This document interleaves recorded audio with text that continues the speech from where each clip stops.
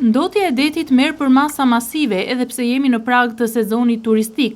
Nga Jonufra në drejtim të Radhimës, këtë të mërkur, deti kishte ndryshuar ngjyrën në një sipërfaqe të konsiderueshme të tij dhe gjithçka është rrjedhoi e punimeve të pakujdesshme që po realizohen nga firma e ndërtimit që po zbaton projektin e Lungomares 3. Bizneset e zonës shikojnë gjithçka si një masakër mjedisore, por edhe një shkatërim të aktivitetit të tyre, si dhe prishje të sezonit turistik të këtij viti. Këto pamje që shihni flasin vetë, dhe a mund të bëhet dot plazh në këtë mjedis? Ky është një këndvështrim tjetër i ndotjes masive. Ndotja e shkaktuar nga mbushja e detit me inerte ishte edhe më e madhe në këtë zonë.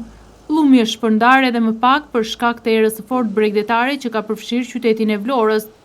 Ndotja është evidentuar në të gjithë vijën bregdetare nga Jonufra deri në drejtim të Radhimës, ndërsa biznesi kërkon që firma që po zbaton projektin e Lungomares 3 t'i thotë stop ndotjes së detit, pasi do të dëmtojë sezonin e pritshëm turistik kështu siç e ka nisur.